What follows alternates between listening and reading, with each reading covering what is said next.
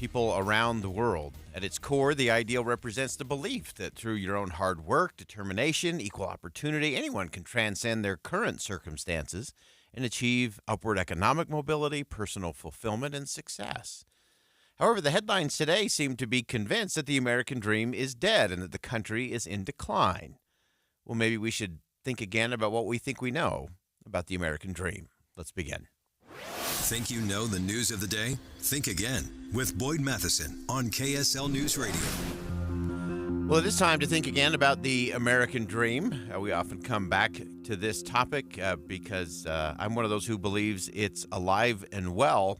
You just got to look a little bit different. You have to rethink what you think you know about it. And really thrilled to have joining us on the program once again. Michael Strain is the Director of Economic Policy Studies and the Arthur F. Burns Scholar in Political Economy at the American Enterprise Institute. Has a fantastic piece on the fact that the American dream is alive and well. And we're going to dig into that. Michael, welcome back to the show. Hey, thanks for having me back. It's great to be back with you. I loved the piece, and I was actually chuckling this morning just rereading your piece, and I actually realized that I wrote something in 2015 during the primary election season talking about what would happen to the American dream if it ended up being a Donald Trump versus Bernie Sanders populist race to the bottom kind of election. And here we are in 2024, and it's time to think about that once again. So let's start with the baseline. A lot of people are saying, hey, the American dream is dead. We are a nation in decline. What do you say?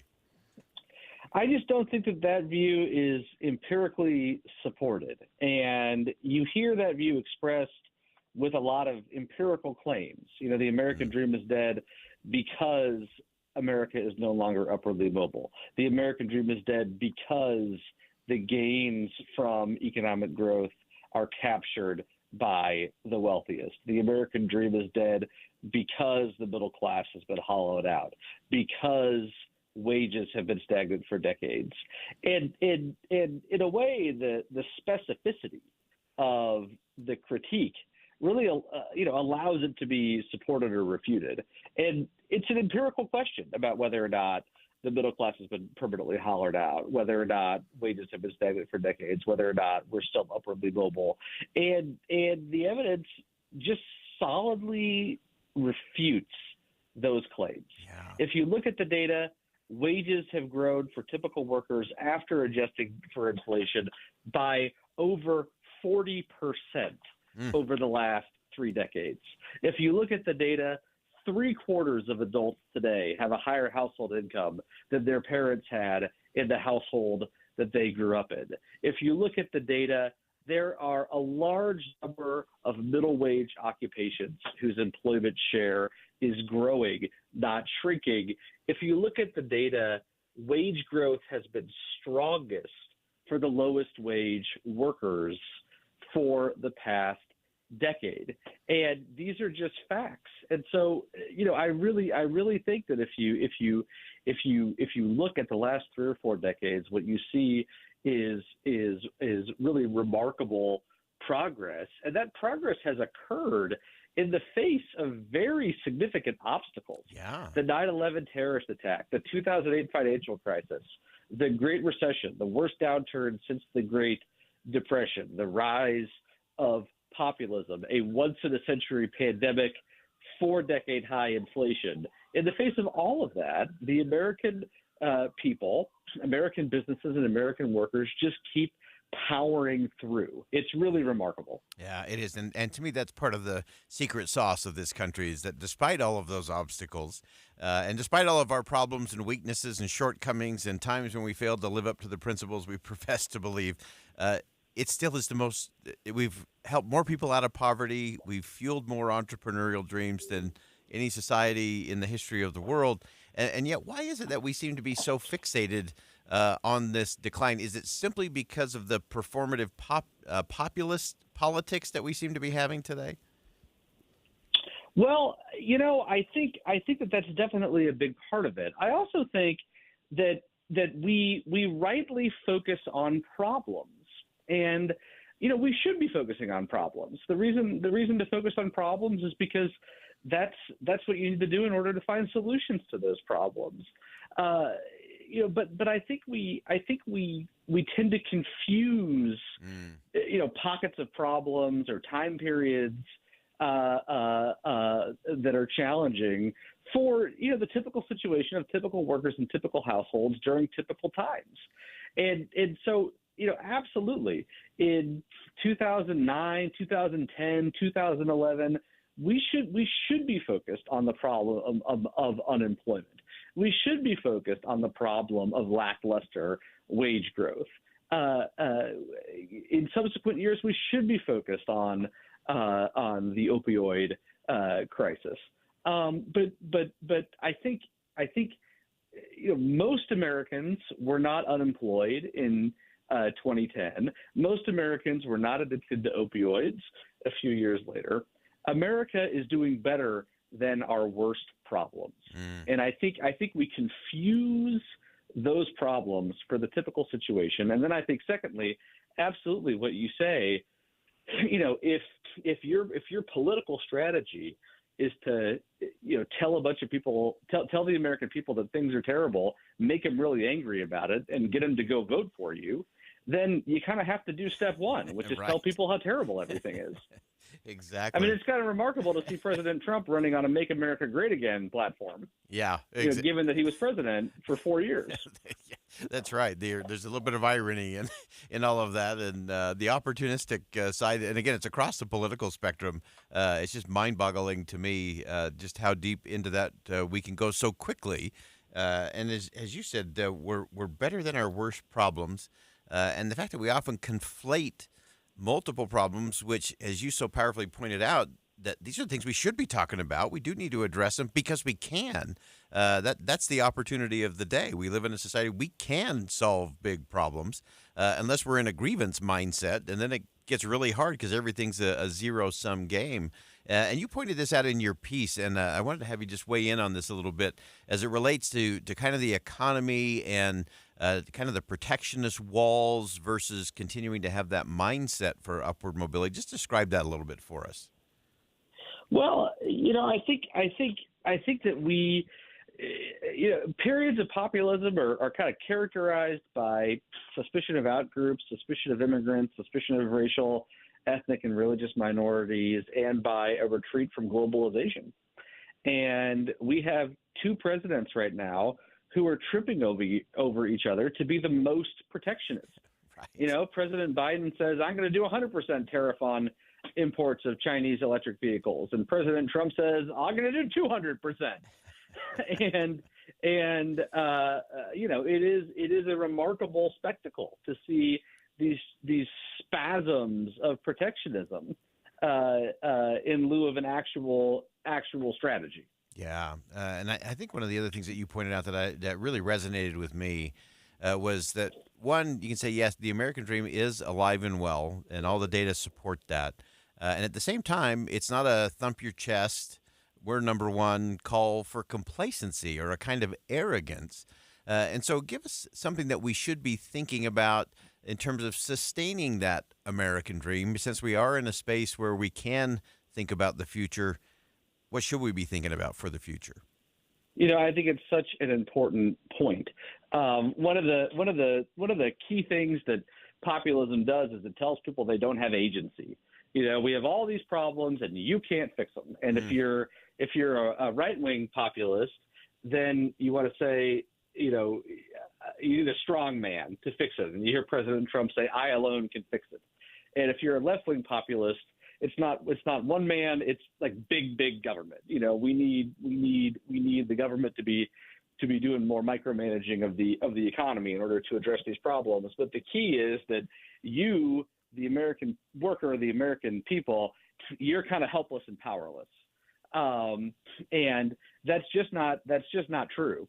And the fact that we do have problems, the fact that we have overcome those problems, the fact that we overcame the financial crisis, overcame the Great Recession, have overcome the pandemic, will overcome all this inflation, really should be giving people confidence that any problems that we encounter in the coming years we'll be able to face. Yeah. But there are all sorts of things that we need to be focused on right now. We need to be focused on improving workforce participation among men with out of college degrees. We need to be focused on reincorporating people who have been incarcerated into society.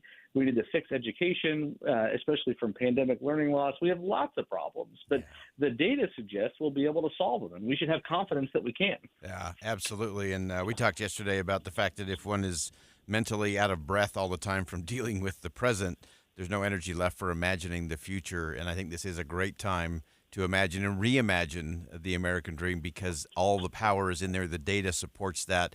Michael Strain, Director of Economic Policy Studies and the Arthur F. Burns Scholar in Political Economy at AEI. Great piece. Thanks so much for joining us today. Thanks so much for having me. Really appreciate it. Again, that's Michael Strain from AEI, and just a great piece. And I'm just going to reiterate, the American dream is alive and well. It is not a cause or a call for complacency. It's an opportunity to lean into it, that we shouldn't just be buying in just because President Biden and former President Trump want to race to the bottom of the populism unhinged from principle so that they can be the answer to the problem of your grievances does not lead us closer to fulfilling and becoming the best version of the American dream. We'll be right back.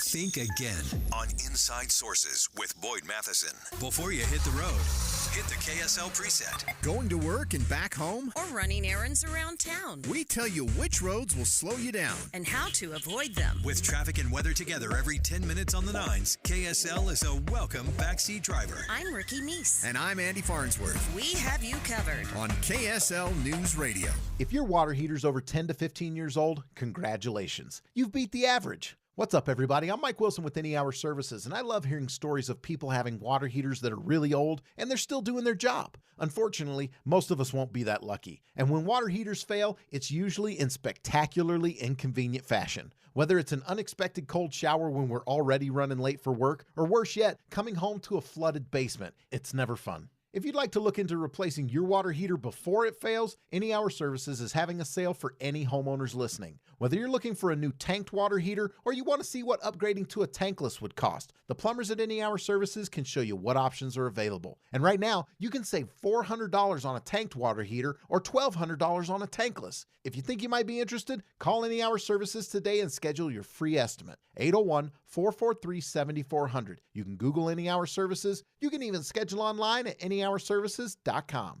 No one helps more homeowners than Any Hour Services. I'm John Curtis. As a small businessman, I built gun ranges to help our law enforcement and our military. As mayor of Provo, I took aim at reducing waste, and we balanced our budget. In Congress, I've stood up to Biden and voted repeatedly against his reckless spending. And when it comes to standing up to D.C. and protecting our land, John Curtis has done that too. He forced the federal government to transfer more land back to Utah than anyone in state history. I'll never let D.C. bureaucrats or outsiders tell us how to manage our land. And John Curtis is the only candidate China has threatened to arrest because John stands up to the communist aggression. And Curtis is fighting to secure our border and stop the cartel's deadly flow of drugs in our country. I will always stand up for America and Utah. That's why I approve this message. John Curtis, conservative Republican for U.S. Senate. I'd be honored to have your support. Paid for by John Curtis for Utah. How many of you have been waiting months or even years to get a crown, but don't have $1,200 to $1,500 to get one? Only Crowns offers same-day crowns at a fraction of the cost of your dentist. Plus, you're in and out in under 90 minutes. Save your money and save your time with Only Crowns. They provide an unmatched lifetime warranty. No dental insurance? No problem. Don't let the price of a crown keep you from enjoying good dental health. Only Crowns is here, and there's nothing like it anywhere in Utah. Done fast, done right, just $6.99 per tooth. They'll offer a limited exam, all the x-rays needed, plus a full zirconia crown with a lifetime warranty and no hidden fees. No one else offers that, and it's yours with Only Crowns. Visit Only Crowns next to Shields and Sandy or online at onlycrowns.com and get details, including how to score a Stanley mug for the first 100 appointments, along with a chance to win an electric bike. No purchase necessary.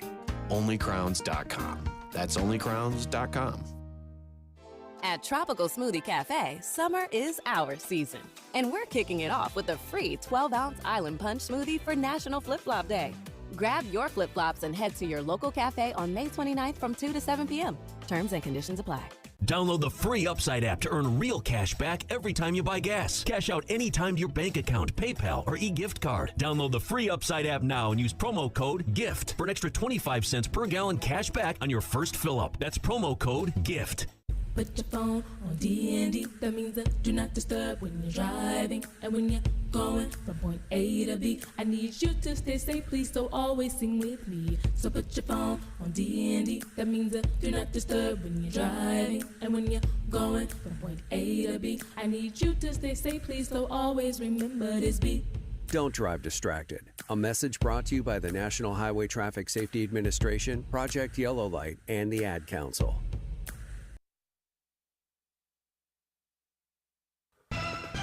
With the three things you need to know this hour, I'm Dan Bomas. First, the jury in the Chad Daybell murder case could begin its deliberation this afternoon. Second, the jury already deliberating in the hush money case against former President Donald Trump. And third, Salt Lake City police say the suspect in a murder case yesterday called 911 himself to report the crime. 77 degrees, partly cloudy in Salt Lake City. Back to Dave and Dujanovic on KSL News Radio. Get deeper insights on the news from inside sources. We often talk on this show about the need to resist instant certainty. Instant certainty, of course, is the enemy of truth, undermines trust. It contributes to all kinds of bad outcomes, from fake fights and false choices that we often see on the political front. In the digital age, living this principle is even more important than ever because we're incentivized against this in every possible way. People want our engagement, they want our outrage, they want our attention, and they want to keep it as long as they can. So the incentives don't create an environment of fact-based, unbiased news, information, and so on. So we need to be the ones. It's up to you and me to be vigilant, to really be masters of our own minds. And so we want to explore how we actually do that. Fantastic work at The Atlantic. Megan Garber, who's a staff writer at The Atlantic, along with Andrea Valdez, did a wonderful series around how to trust your brain online. And Megan joins us on the line. Megan, welcome to the show. Hi, thanks so much for having me. Fantastic work. I want to start with just really what prompted you and Andrea to get into this podcast that's titled How to Know What's Real. I love the title. Thank you. I do too. Yes. Well, these are questions that both she and I have been exploring in different ways for a long time now. And I think they're questions that can be hard sometimes to distill, I think, just to sort of give a feeling that we know, actually what can we do? I cover both culture, I should say, and technology.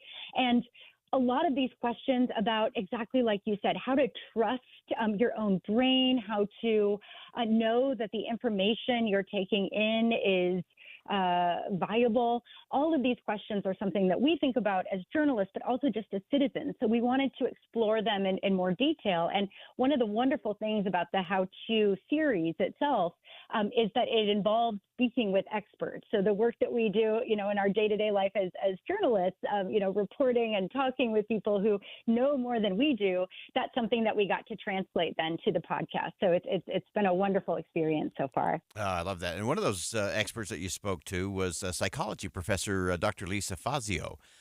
She was a particular focus on this particular episode that we're thinking about today in terms of trusting your brain online. What did you learn from Professor Fazio about this, and how can we begin to apply that? Yeah, she had so many great things to say. One thing that really stood out to me is the role of emotion in our brains and in the media can be really misleading sometimes. Our brains are not necessarily equipped to make sense in an ideal kind of way of all the information that is being thrown at us in every moment. And she made the point that emotion itself, if you find yourself reacting emotionally to a piece of news or information, that might be a good sign that you should step back and think, wait a second, is this something that is true, or is this something that has been maybe, designed to make me feel outraged, to sort of almost bypass my brain's ability to rationally sort the reliable stuff from the less reliable. And, that sense of doubting emotion, I think, was very powerful for me, because it's I've used it myself many times since we had that conversation. Yeah, we often caution our listeners, especially with the political emails and things that pop up. It's kind of the old shampoo bottle model of lather, rinse, repeat. And that lathering, we've really been conditioned to respond inappropriately to those negative base emotions of anger, fear, and frustration. And I love that you get into all of that space. One of the other things that jumped out at me in this podcast was the difference between debunking false information and pre-bunking. Take us through that. Yeah. So there are basically this idea of vigilance, I think, is really powerful. Love and that. pre-bunking is a way that you can sort of prepare yourself to sort of acknowledge that so much of what we encounter in the digital information environment is going to be misleading in some way and is going to, take you down the wrong path. So it's basically this idea of preparing yourself for that. And also, I would say, recognizing the way your brain is wired in a certain way, to just sort of appreciate, okay, my brain is going to have to do some work, to sort of make sure that the information I'm taking in is trustworthy and actionable. Oh, I love that. And I love the fact that you're going at this as a journalist, and there are so many things that are always to compete of, what's the right headline to get the right clicks, and how do we keep people on the story for an extra 2 minutes? And, there's all of those things that are going.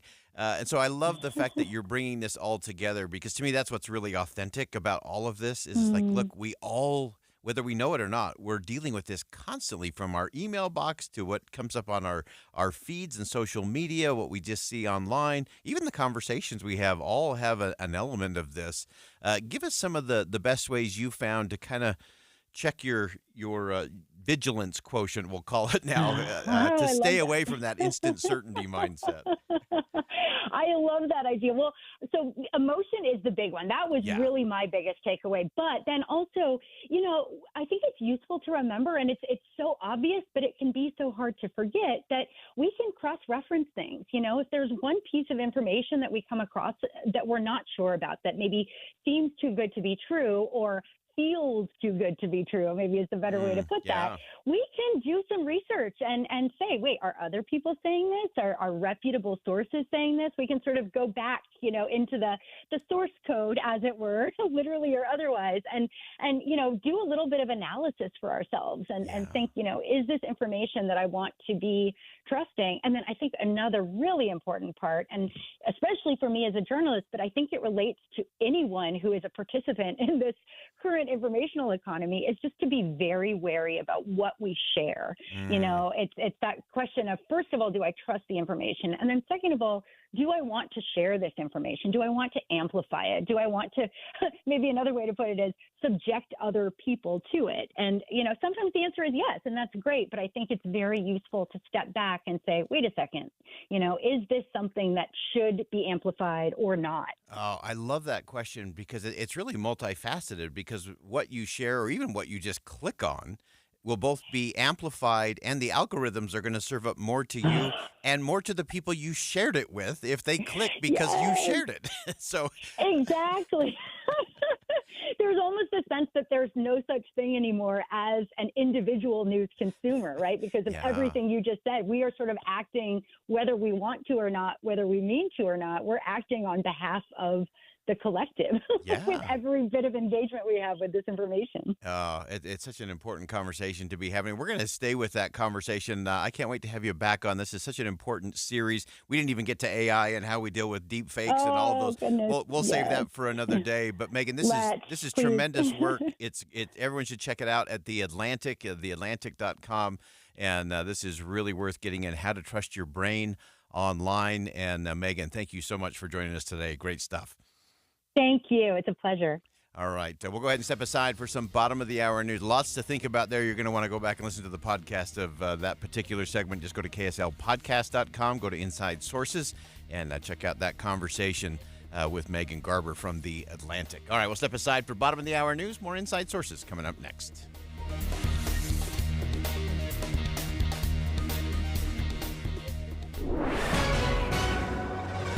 It's 1:30 at KSL News Radio. I'm Dan Bonas. KSL's top local story this hour.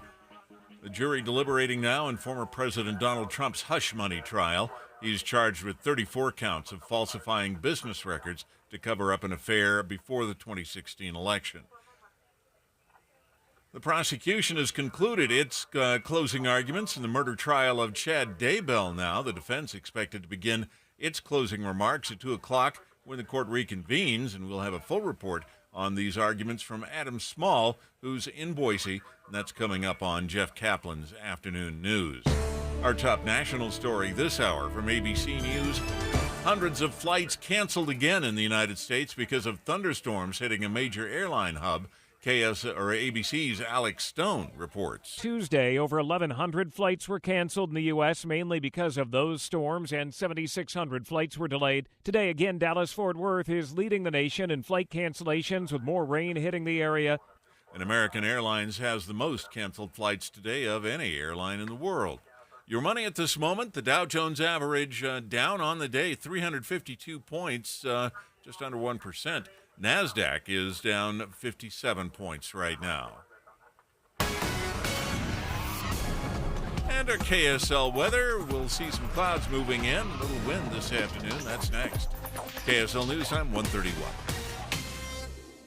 It's a priority for us at this station to bring you all sides of a story and to talk about the news fairly, completely. Get all the facts and be really aware. Utah's Morning News with us, Tim and Amanda. Weekday mornings 5 to 9 on KSL News Radio. It's Dino Day at all Sinclair locations Saturday, June 1st. Fuel up, saving up to 30 cents per gallon on Sinclair's top-tier premium-grade fuel using Dino Pay. Come early and grab some Dino swag. Remember, Saturday, June 1st at all Sinclair locations. Love the filler moments at a Sinclair gas station near you with Dino Care, our top-tier gasoline for a cleaner engine. Some sweet and salty snacks for the commute, and a big green Dino for the memories. Find a gas station near you at sinclairoil.com. Do you have an IRA or 401k? It's natural to think of this as being your money, right? But remember, you still have to pay taxes when you withdraw this money in retirement. And you could be paying a lot more in taxes on these accounts than you know. A lot more. Learn the strategies that can help you reduce or eliminate your taxes in retirement. Don't miss a special edition of Retirement Solutions Radio this Saturday afternoon at 3 o'clock. Right here on KSL News Radio 102.7. This show is sponsored by BetterHelp Online Therapy. We don't always realize just how much our negative thoughts and experiences stick with us and weigh us down. You may find your brain constantly running through a highlight reel of bad moments. That comment your friend made last week that hurt your feelings, that frustrating thing your mom does, or that silly thing you said in a meeting. Maybe it's time to get it all off your chest. Whether it's a tiny annoyance or something much bigger, talking about it can give you some relief and lead you to a potential solution. That's where therapy comes in. It's a safe space to share whatever's weighing you down and learn to process it so your internal highlight reel can focus on the good stuff. And BetterHelp offers affordable online therapy on a schedule that works for you. Connect with a licensed therapist by text, phone, or video call. Start the process in minutes and switch therapists anytime. Let it out with BetterHelp. Visit BetterHelp.com/ABC Radio today to get 10% off your first month. That's BetterHelp, HELP.com/ABC Radio. Does your student have a hard time getting up in the morning? Or struggle to fit certain classes into a packed schedule? Consider a few online classes at Mountain Heights Academy, a tuition-free online public charter school. Any Utah student in grades 9 through 12 can replace a few traditional classes with high-quality online courses and get the best of both worlds. Their teachers have years of experience in digital education, and all courses meet Utah graduation requirements. Learn more at mountainheightsacademy.org. With big tech coming after our kids, the inflow of illegal drugs coming to our state. For Attorney General, we need someone we can trust to do the right thing for the right reason. That's Derek Brown. Derek fought to protect kids on social media. He'll defend the Second Amendment. stand up to Biden when he tries to take our lands. Derek Brown will fight to secure the border. And that's the kind of leadership we really need. We trust Derek Brown for Attorney General. I'm supporting Derek Brown. Paid for by Derek Brown for Attorney General. Traffic and weather together, brought to you by Dino Day. Celebrate on June 1st at all Sinclair locations. And here's Ricky Meese. Freeway traffic's still in really good shape. We do have police activity in the Harriman area. This is 149th South, just to the side of 3500 West. And a stalled vehicle reported blocking eastbound lanes of travel at 2100 South, 1100 East. You may want to consider avoiding that spot and using an alternate route. Box Elder County has gone to the birds. Spring migration is here at Bear River Migratory Bird Refuge. See what visitors are chirping about with Box Elder County. For info, activities, and more, visit boxeldercounty.com. Ricky Meese in the KSL Traffic Center. Clouds move in this afternoon with a chance of rain. Partly cloudy skies, a little bit cooler tomorrow. And right now, 79 degrees. It's partly cloudy. I'm Dan Bomas from the KSL Common Spirit Health Studios. Listen online at kslnewsradio.com.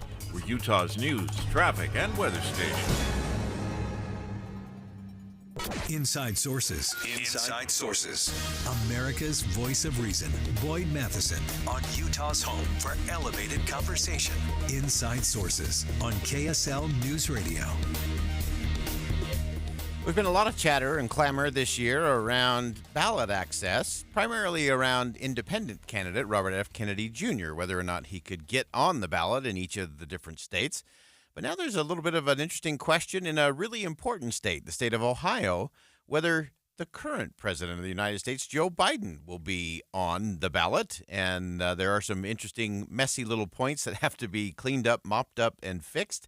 And we want to dig into that and the impact that it's having and may have in the future. Carolyn Vakil is a campaign reporter for The Hill. Great piece at thehill.com today talking about how they plan to do it a little different in order to make sure, without any lawsuits, that President Biden is indeed on the ballot in Ohio. And Caroline, welcome to the show. Thanks so much for having me. All right, so for our listeners, most of the ballot access issues have been around Robert F. Kennedy Jr., how expensive and how challenging it is to get on a ballot in some states. But why in the world is President of the United States having a challenge getting on the ballot in Ohio? Well, it's an excellent question and one that we have been asking ourselves as well. And, you know, part of that really comes down to a couple logistical things. You know, essentially what happens is the party has to certify their nominees to a state, and they have to do this by a certain deadline so that the state can certify it and make sure that they get on the fall ballot. Democrats were notified in April of this year by the Ohio Secretary of State, Frank LaRose, a Republican, that there was a bit of a scheduling conflict, essentially that they needed to have their presidential nominees certified by August 7th because there's a 90-day certification timeline. You know, it's a deadline between now and then the election for Biden to be certified by the state and get on the state ballot. And the DNC, the Democratic National Convention, was going to be taking place after that, so they needed to figure out a workaround. And essentially this fell back to the state lawmakers because essentially Democrats were not going to change the date of their convention. And this has also been an issue that both parties have grappled with, not just in Ohio and other places as well. And essentially the reason why we kind of got to where we are now was because of gridlock, particularly among Republicans, in trying to create a solution within the state legislature. Yeah, and so as you break all that down, so the Democratic National Convention kicks off on the 19th of August, so clearly that's after the deadline that they're on there, and so they've got to figure out some sort of workaround. As you mentioned, definitely some Republicans not trying to figure that out in Ohio, maybe thinking there's a political advantage there. But the DNC has come up with a pretty interesting approach to kind of do the workaround part of that. Right. So essentially what they're proposing is they are going to hold a virtual roll call. So that would allow them to make sure that Biden is ensured to be on all of the ballots across the country, including Ohio. You know, even though both Republicans and Democrats in Ohio have tried to make it clear that they believe Biden will be on the ballot. There was a lot of question marks and limbo about how that was going to get fixed at the state legislature level. So this is sort of their workaround. And it's also, kind of helps Democrats avoid trying to go the legal route, which would be file a lawsuit, which can be expensive and would have to work its way through the courts. So. Yeah, and I think it would be a bit of a distraction as well to be dealing with whether he's legally on the ballot or not. Interesting from a Democratic Party standpoint. So does this work around? Does it change some of the rules of their convention? Like, do they have to gavel in and do some of those formal things you normally see at a convention in order to have this kind of virtual roll call in advance? So essentially what this would require is essentially what we know at this point is that the Rules and Bylaws Committee of the DNC, they have to meet on June 4 to basically agree and vote to pass a resolution that would allow for these changes for this workaround solution. And then the DNC eventually would have to vote on it all together to allow it to pass. And then the virtual roll call would take place. So they can't just sort of go into it immediately and start a virtual roll call. It has to procedurally be approved within the Democrats, within the Democratic National Committee. But, after that point, then Biden will be technically, clear to be on the ballot in all 50 states. Yeah, and that's and clearly he is the nominee. This is a process problem that everyone's dealing with, and as you pointed out, you pointed this out in your piece as well, that the governor said, "Hey, we've got to figure this out." He's a Republican, Mike DeWine. The Democrats, of course, are on board saying, "Hey, let's just get this thing fixed." So it is one of those that will be done. As you continue to watch these things play out, you mentioned there are other states where there are some of these irregularities, either from a timing standpoint or a process standpoint. What else are you keeping your eye on that might bubble up and might be more than just politics, maybe a real headache for either the Democrats or the Republicans? Well, this is basically the last state that had real question marks about whether or not Biden would be able to qualify for the ballot. There were some previously existing challenges in Washington state and then in Alabama. In Washington, Democrats, did a workaround where they're doing a provisional ballot, which will certify Biden on to the fall ballot. And then in Alabama, they basically went the state legislature route and just changed the certification deadline. And those are processes that we've seen play out before. So Ohio was sort of the last remaining one to figure out the question marks around this. But, it is going to be particularly interesting. You mentioned RFK. He is continuing to announce that he is making achieving ballot access in, multiple states across the country. So it'll be interesting to sort of keep tabs on that. Yeah. Any other insight there? I know he announced yesterday, I believe, that he had turned in his signatures for the state of New York. No small task there. Any others on the horizon that you're keeping your eye on? Right now, not keeping my eye on any in particular, but what I would know is just looking at the polling percentages in places like Michigan, Minnesota, some of these states that we might have assumed were, confidently blue states. Kenya is really affecting the margin there, and really making it pretty close. And so, it's going to be such a curveball in terms of, which ones he's going to be on and which ones he won't. But I think that this is, obviously this variable that we cannot take for granted, even though we're largely thinking about this presidential through the lens of Trump versus Biden rematch. Yeah, fascinating stuff. Great reporting as always. Caroline Bechtel is a campaign reporter for The Hill, and Caroline, thanks so much for joining us today. Great stuff. Thanks for having me. All right, again, you can check out that piece at thehill.com, and always interesting, fascinating to think of the possibility of the president of the United States not getting on a ballot. Clearly, he will be on all 50 states. He will be in Ohio. But it is requiring the Democratic National Committee to do a virtual nomination of the president ahead of the actual convention.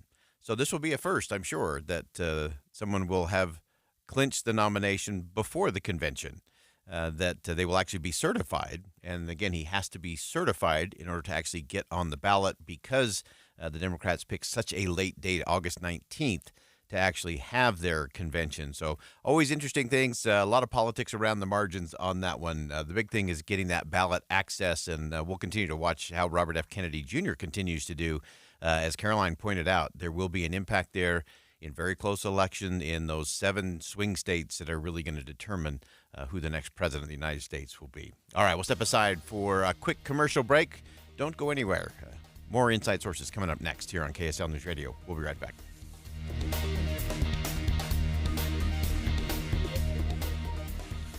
With almost 9,000 reviews on Google and countless before and after pictures and videos, SodaWeightLoss.com has helped people turn their lives around, get off the medications, and stay healthy for the rest of their life. Like Nick, who let go of 42 pounds in 5 weeks. Before this, I was pre-diabetic. I had high cholesterol and acid reflux. And when I went to the doctor last week, I had none of those things. She took me off all of my medicines. It's been almost a year since my doctor told me I was type 2 diabetic, which was a real sobering moment. But as it turns out, the wake-up call I'd been needing. He put me on medication, but said it was still early enough to be reversed if I made some life changes. With the help and encouragement of Soda's amazing nutritionists and dietitians, I let go of 70 pounds in 5 months. Now I finally like how I look, but more importantly, I'm no longer diabetic, and even my sleep apnea has dramatically improved. Don't wait anymore. Go to SodaWeightLoss.com to get started. SOTA weightloss.com. Soda stands for, say it with me, state of the art. KSL offers the best daily newsletter in the state. It's the 3 things you need to know. Every weekday, we deliver quality and relevant content to your inbox. No ads, no spam, just the 3 things you need to know to be informed about the world around you. Subscribe today. Visit KSLNewsRadio.com or text the word inbox to 57500. That's inbox to 57500.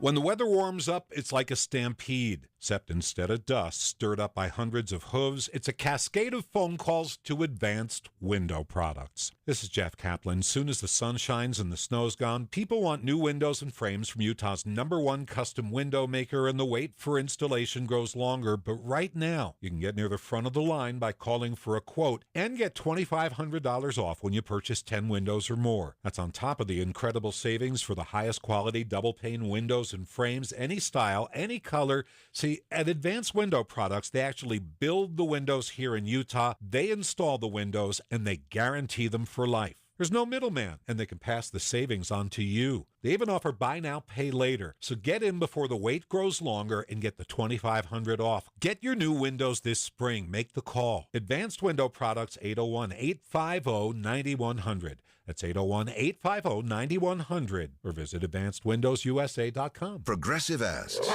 what do an escaped leopard, We're live from the zoo where a leopard has escaped. a growling stomach, an uneaten tuna sandwich, and a backdoor doggy door have in common? They can lead to an unexpected kitchen renovation.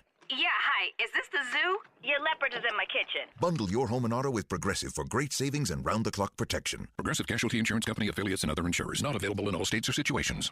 It's a mystery where Old Spice finds its amazing scents like Himalayan sea salt, but I'm thrilled they have, because no other body wash exfoliates and moisturizes 24/7 like Old Spice Gentleman's Himalayan sea salt body wash. Now, if only there was a mountain range separating the Indian subcontinent from the Tibetan plateau where I could hide my Old Spice and keep my family from stealing it, my impossibly smooth skin will finally be safe.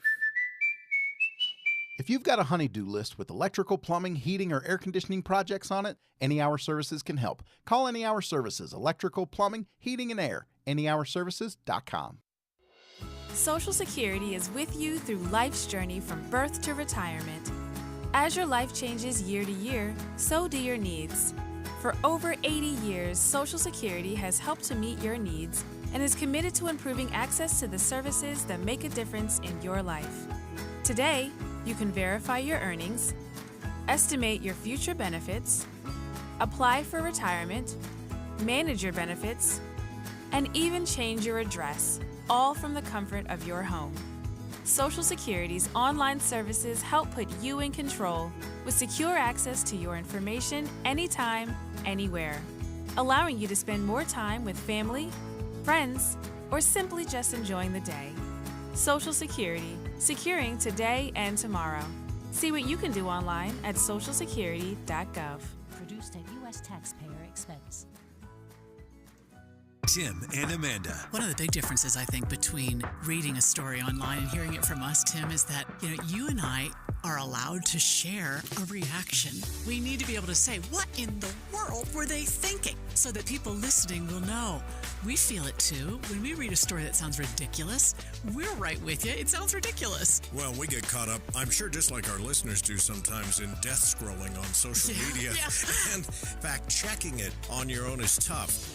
The great thing about tuning in every morning and starting your morning with us on KSL is you can count on the fact that when that information comes out of the radio in your direction, it comes from reliable sources. It's already been fact-checked. Right.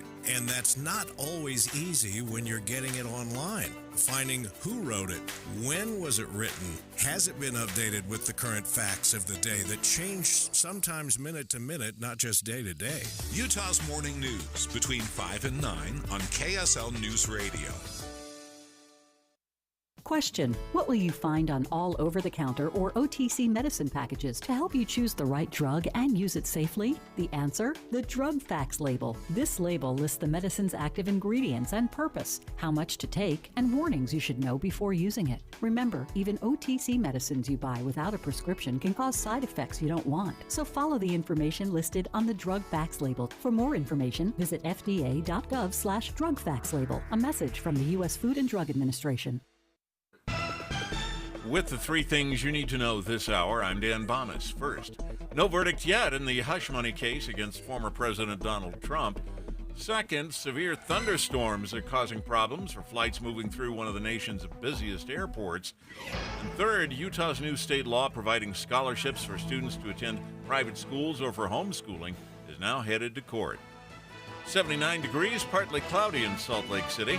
Back to Inside Sources on KSL News Radio. The Good Feet store, the life you love, starts here. Hear elevated conversation on crucial issues. Boyd Matheson on Inside Sources. Well, today's rapidly evolving media landscape, News Nation is charting new territory in all kinds of ways as they go at the news just a little bit different from where most people are getting their perspective and their news coverage. And as we often say, if you want to have faith in the future of the country, you have to have faith in the future of the country. And someone who's doing exactly that on News Nation, Adrienne Bankert, is an Emmy Award-winning journalist. She's an author, a speaker. Her book will come back to Your Hidden Superpower, The Kindness That Makes You Unbeatable. And she now has a series on News Nation called One Nation Under God. And there was a great piece by our good friend of the show, Jennifer Graham, talking about this just today. And Adrienne, welcome to the show. Thank you, Boyd. Good to be with you. We always say it's a good way to start the day is with News Nation. I often start as the guest, fielding questions from our friend Marnie Hughes in the mornings on the political happenings of the day. But I love what you're doing with One Nation Under God. And tell us about kind of the genesis of that and why you chose to lean into that. Well, it's so interesting that the way you introduced this story was beautifully said. You know, if you're going to have faith, you have to have faith. I think that in a lot of arenas in media, faith has become this, or has been for many years, has become this taboo subject. My boss actually came to me and said, you know, I really think this is your lane. You should start a faith series for the network. And I thought, how am I going to do it in a way that's not quite been done before? Because I've never worked in faith-based media, but I knew I was fluent in faith. Mm-hmm. So I was thinking, how do I do this? And he insisted it has to be tied to news headlines. It has to be tied to current events. It can't just be, feature pieces on somebody who is a person of faith in a community. Right. And there's nothing wrong with that. It's just that that's not our lane. Right. So it was important for me to connect newsworthy headlines with newsworthy people of faith. However, it wasn't about both sidesing or creating controversy. Yes. And that was my way of leaning in, is not to say, like we do so many times, that the only categories where you investigate faith as a journalist is if there is some deep investigation into the foils of XYZ church. Yep. Or to say, oh, look at this sweet community, these people coming together to feed the hungry or help storm victims or help whatever. I mean, and there's always a need for positivity, but it can't all be fluff and it can't all be features. It needs to be a conversation. Yeah, I love the way you've done this in the series. And we often say part of our problem is we have, we've deified our politics and we've politicized our faith, which leads us to all the wrong conversations in all of that, and just that need. And I think this is what you do so well because you are faith fluent, very clearly. That it's about people being able to bring their whole authentic self into the public square and into those conversations. And so tell us about some of those conversations and what you've been learning in the journey. I believe that, I just interviewed Stingray Robb. That is his real name on his birth certificate, Stingray. He is the first professional race driver to compete in the Indy 500, which happened this past weekend. He was able to lead for 26 laps of the Indy 500, which is very impressive for a young man of just 22 years old. But he's been racing for 18 years. I mean, starting with go-karts. And way back when he was 5 years old, he started putting Bible verses on his go-karts. And he did it over the years with duct tape, and he'd write Bible verses on the duct tape. The duct tape would be in the shape of the cross. And he credits, his faith to, his relationship with God, but his influence from his family and from a homeschool teacher from when he was a child. And so fast forward to this year, and Pray.com, which is one of the leading devotional and prayer and Bible study apps out there, decided to sponsor him. So it's a first of its kind partnership with a major faith-based company sponsoring an athlete in the Indy 500. First it's ever happened. And then the fact that Stingray proudly puts Bible verses still on his car today as he's a race driver. But he perfectly said what my intentions are. And he says, we are body, soul, and spirit. We don't separate from the spirit when we go to work. Yeah. And I'm condensing it down for our conversation. But the point is that I think that so many journalists feel that the best way to be unbiased or neutral is to leave faith out. But so many of the headlines today have connections to faith. Yeah. So how can you leave faith out and still remain neutral? I mean, you have to have fluency. You have to have a respect for different people of faith. And you have to have an understanding and have done some due diligence and research into the faith community. Tell stories about the Israel-Hamas conflict, to tell stories about why certain people didn't get the COVID vaccine, to understand why certain people think certain ways about abortion or pro-choice, pro-life. So if you don't have that fluency, then you may not be doing the fullest job as a storyteller. And that's what I think that this aims to do, and we do every week. Oh, I love that because it is about telling those stories in their purity. It's the whole self, taking that whole self into the space and into that conversation. And I do think it's one of the unique things that gives me a lot of holy envy for some of the people you're having conversations with. But I think it's important for our listeners to recognize that if you aren't getting a faith component in that whole list of potential stories, what you end up with are headlines and a lot of fake fights and false choices. And I think one of your real gifts in your craft is your ability to get to the nuance beyond the headline. And just share with us as we round things out in terms of where those nuanced conversations are leading you and what you hope for the future of the series.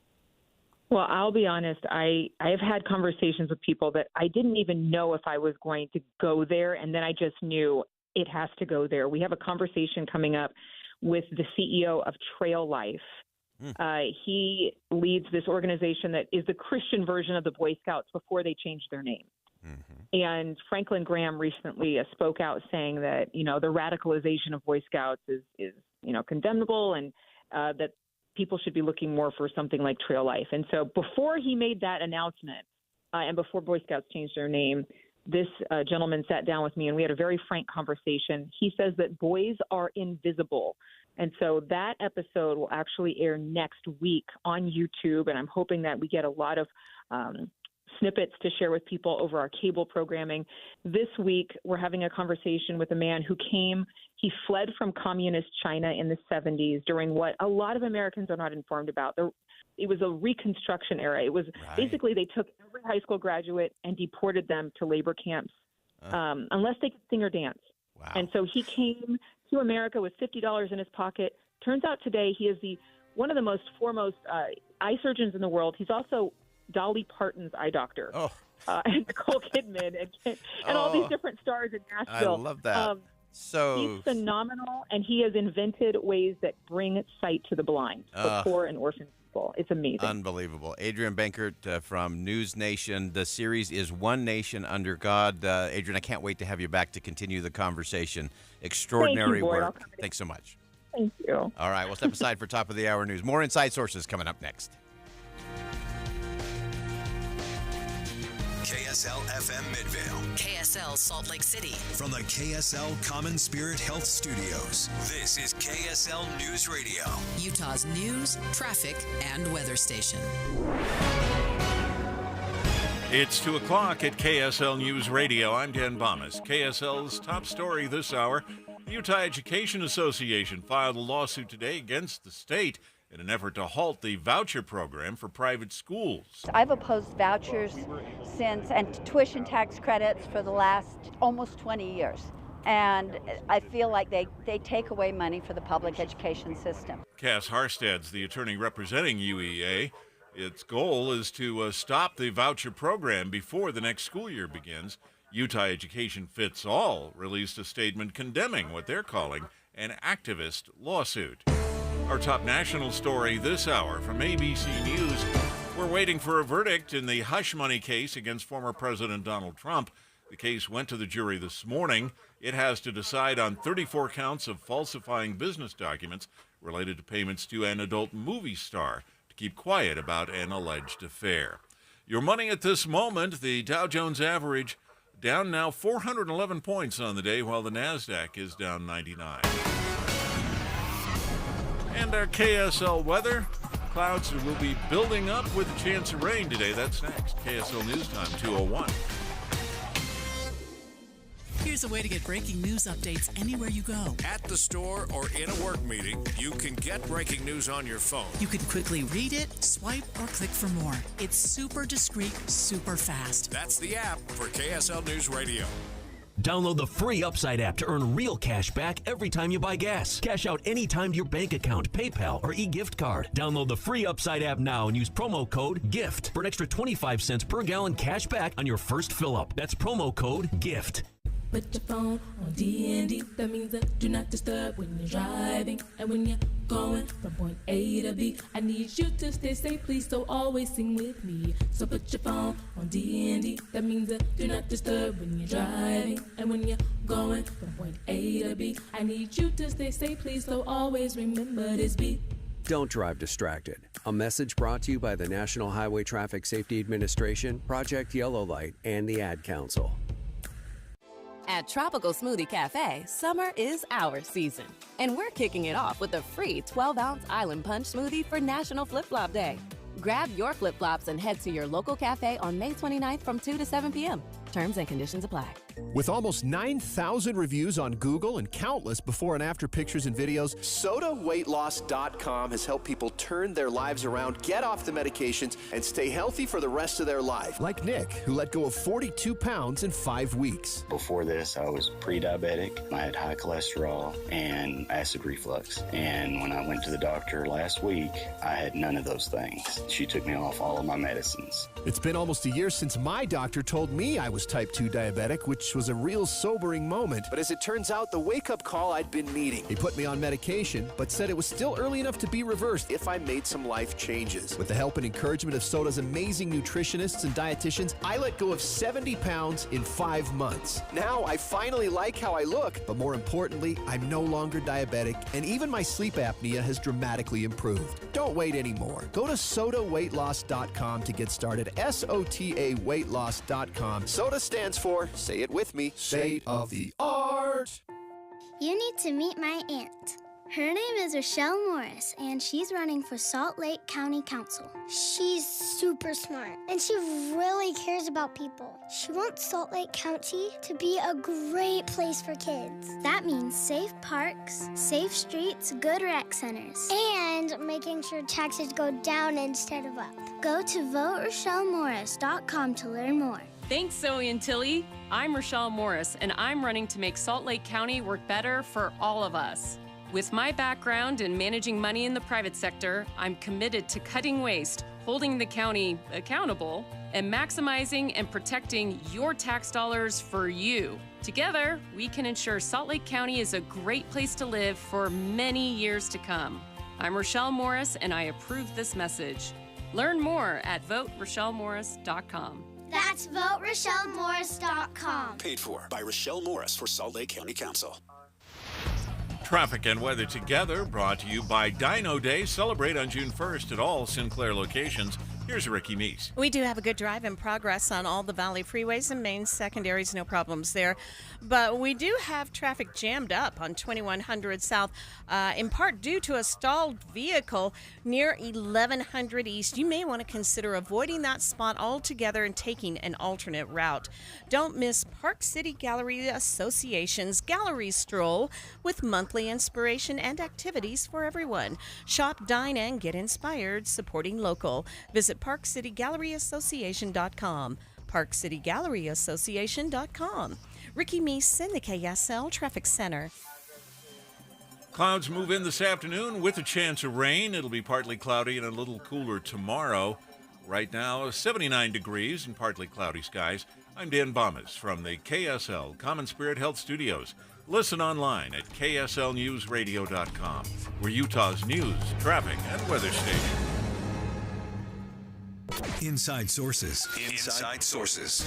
America's voice of reason. Boyd Matheson. On Utah's home for elevated conversation. Inside Sources on KSL News Radio. Well, in our rapidly evolving social landscape, there seem to be a lot of our guiding principles that once served as kind of the protection for our society, and especially for our young people, seem to be evaporating and moving out. And the question is, are we really losing our principles in America? Let's begin.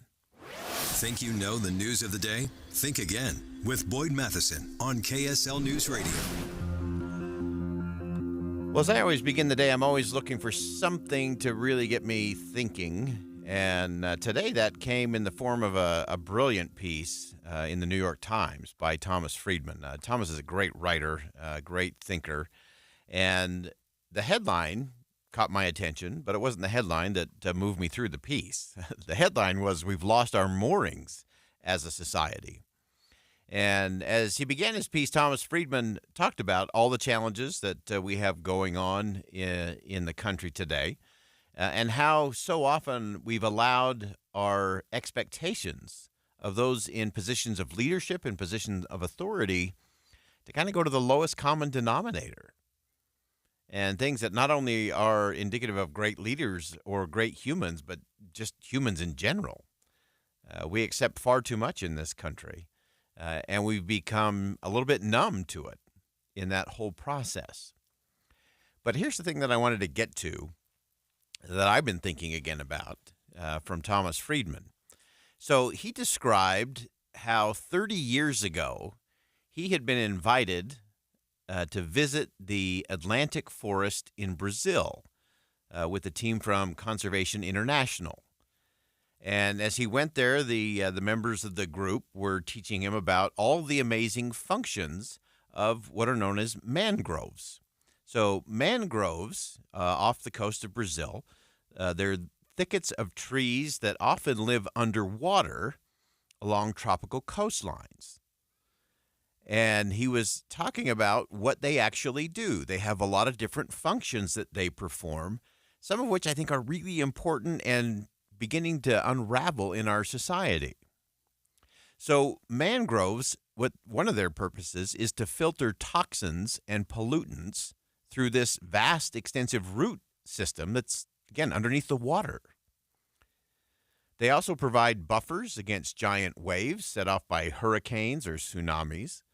They create nurseries for young fish so that they can safely grow up and mature. Because of the cabled root systems of these mangroves, it prevents the larger fish, the predators, from getting in. So it's this safety net, so to speak, for the young fish to be able to actually grow up until they're big enough to fend for themselves. It literally holds the shoreline in place. And so I think this analogy that Thomas Friedman used today in the New York Times about this Atlantic forest in Brazil, this mangroves, these thickets of trees, is so spot on when it comes to where we are in the country. That we used to have a whole lot of things called principles and moorings and morals and values that proved to filter out the toxins and the pollutants, that provided buffers against big waves, that created nurseries for the young to be able to mature safely and to keep everything in place. That kind of social normative are things that have been rapidly declining or completely evaporating in our society today. And because of that, we're seeing a lot of our young people grow up without the very things that hold a society together. Now, Thomas Friedman goes into a whole lot of different political analysis in terms of kind of this mangrove analogy. Again, these intricate groups of trees along the shorelines there in Brazil. And he applies it to a lot of specific political leaders across the political spectrum. And what we're actually missing and what we're actually losing. And a lot of that gets back to this question of what actually matters to us. It actually goes back to what we listened to last week from former Secretary of State Condoleezza Rice. It's not what is America's standing in the world. It's what does America stand for in the world. Mr. Friedman pointed out that in the kind of normless world that we've entered, where societal and institutional and leadership norms are eroded, no one has to feel shame or concern anymore because no norm has been violated. In other words, we become so numb to the sensational, we have become so comfortable with people behaving badly that there's no longer any bad to point out, because all we get is a shrug of a shoulder and on we go to the next click or whatever else is in our social media scroll. And so without this intricate piece of principles and values and character traits, norms in our society, when we lose all of that, we lose a whole lot. As part of this piece, something really interesting, a quote, it says, "Nothing is more corrosive to a vibrant democracy and healthy communities than when leaders with formal authority behave without moral authority.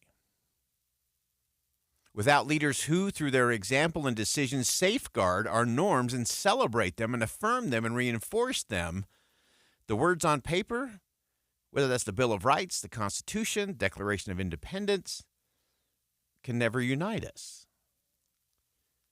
We could spend another 4 hours of the show just unraveling that piece of the puzzle.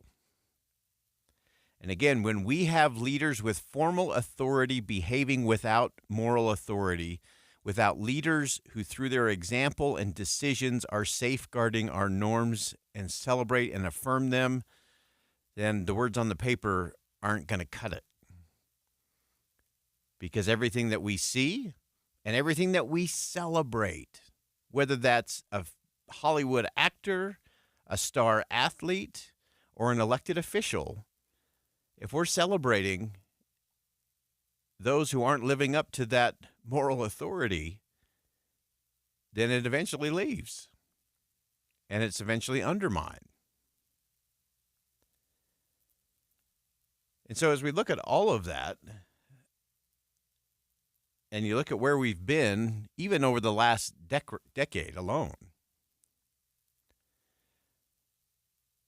there's so much that's unraveling. There's so much that we've lost in that. And so we sort of have this never-ending storm of moral decline, and we have to have individuals and we have to have leaders who are willing to stand up to it. Because the impact will be significant, not just on the here and now, but on the what comes next for the country, for our communities, and for society. So if you want an interesting read today, go check that out from Thomas Friedman, How We've Lost Our Moorings as a Society in the New York Times. That's a great piece. And if you want a really interesting thing, go do a little Google on mangroves in the Atlantic forest in Brazil. Again, there's these thicket of trees. They're mostly underwater. But what they do is significant. And our morals, our character traits, our values are just like those mangroves. They filter out the toxins. They get a buffer against the storms of the day. They create space for the young to mature and flourish. And they're crucial to the future. And when we lose that, we lose a whole lot more. So give that something to think again about what you think you know when it comes to where we are as a society. And it's not a shrug your shoulders moment to just say, well, it's just the steady decline or it's the increase in secularism. No, this is a you and me issue, because all we have to do is live up to those principles we profess to believe and then make sure we hold those we elect accountable to do the same. We'll be right back.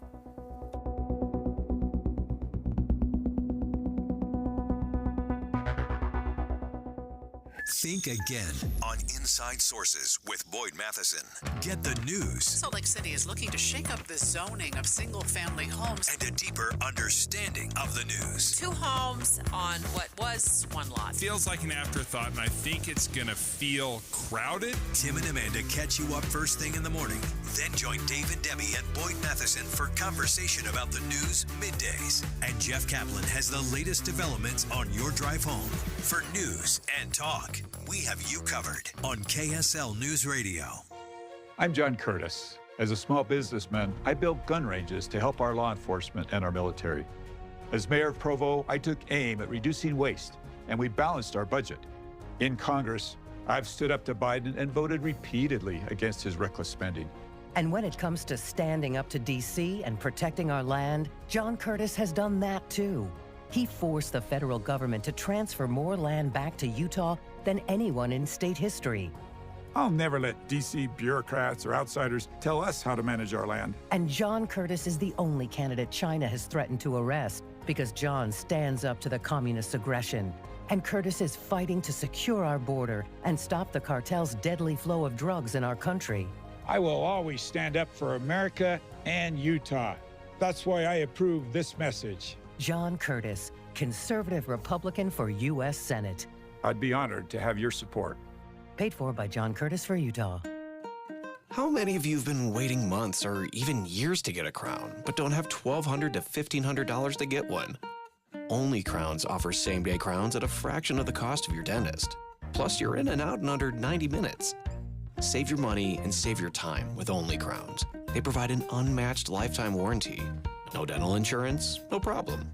Don't let the price of a crown keep you from enjoying good dental health. Only Crowns is here, and there's nothing like it anywhere in Utah.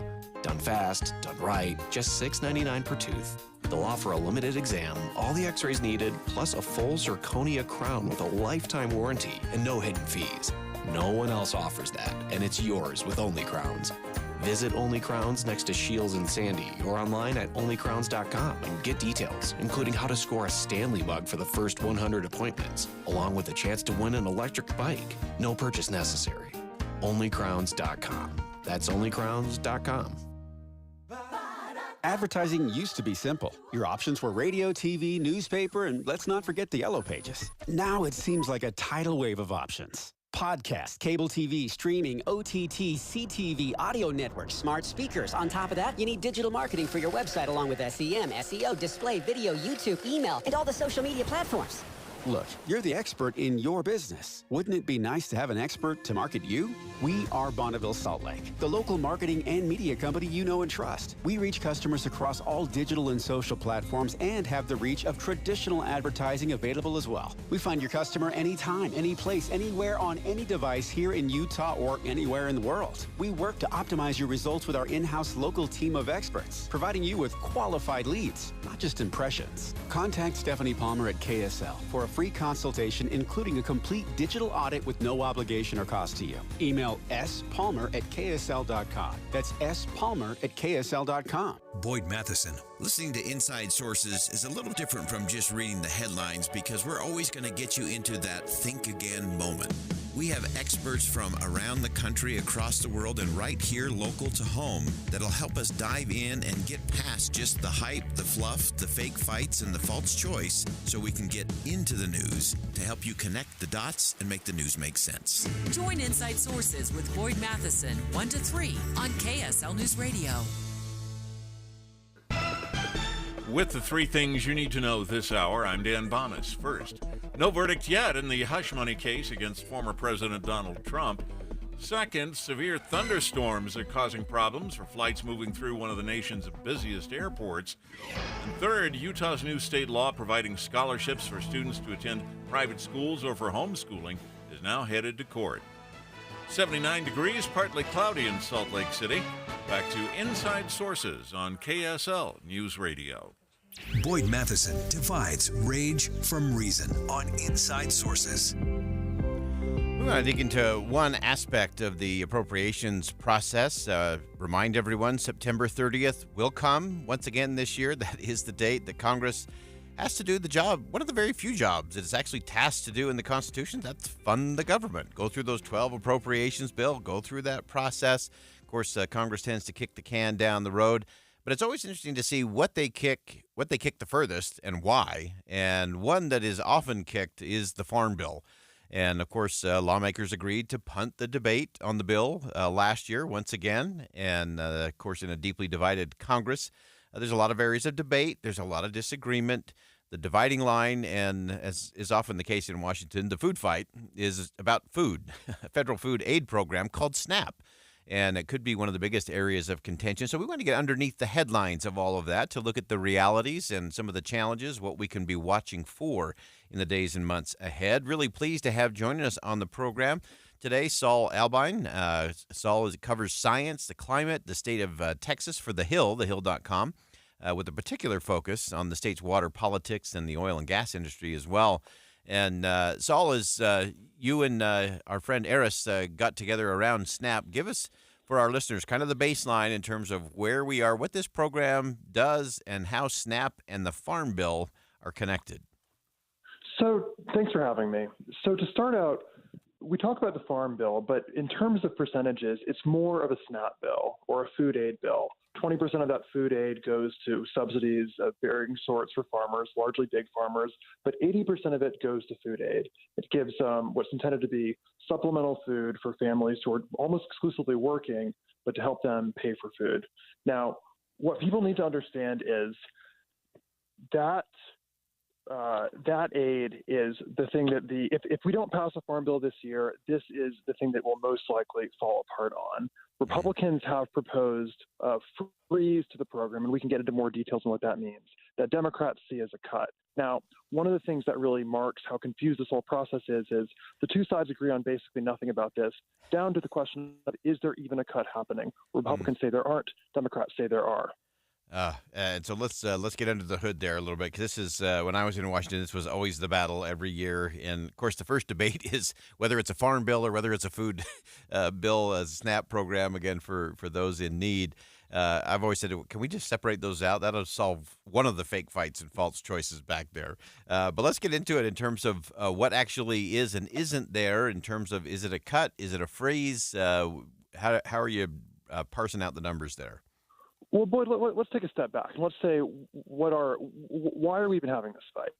And the reason why we're having this fight is because the math doesn't quite math. The House and the Senate has a different solution for that problem, but that's the problem. Yeah. So when Congress created the structure for this farm bill, they said it needs to be revenue neutral. You can't have any more money. So on the Senate side, they said, we can't make the numbers work. We can't pay for everything we want. We need more money. Who knows if they'll get it? On the House side, Glenn Thompson Agriculture Chair Glenn Thompson did something a little bit different. He said, we are going to make some reforms to the SNAP program, which are going to save us money. Now, they're not cuts, he says, although the Democrats would argue that a change to a program that saves money would almost by definition be a cut. But the reason why Thompson wants to find the money, and we'll talk about in a second about where he's trying to find it, is because they want to direct subsidies towards the commodity farmers of a few select commodities, which are primarily rice, cotton, and peanuts. Now, Boyd, if you want to ask me, Saul, why those three, that's a great question. And I've talked to a lot of experts on this. Nobody has really any agreement or really much of an idea about why these things are worth potentially scotching the Farm Bill over.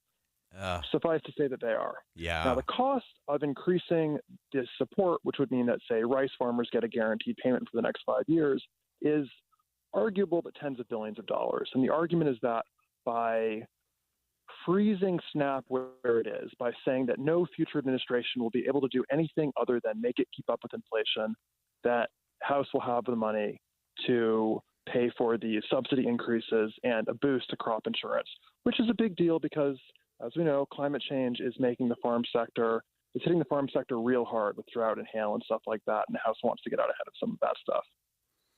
Yeah, and so as you look at how that all plays out, and again, I have the same thing, wondering who the lobbyists are for the rice, cotton, and peanut industry. They're seriously doing their work. Those guys are paying off for their folks for sure.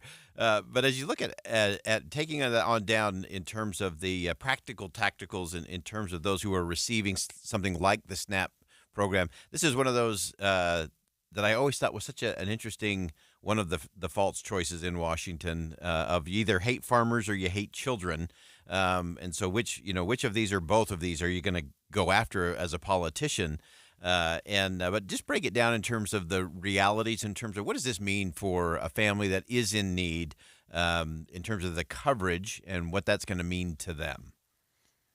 So right now, the Republicans are tagging the change in the Farm Bill as sort of an example of runaway spending by the Biden administration that they need to rein in.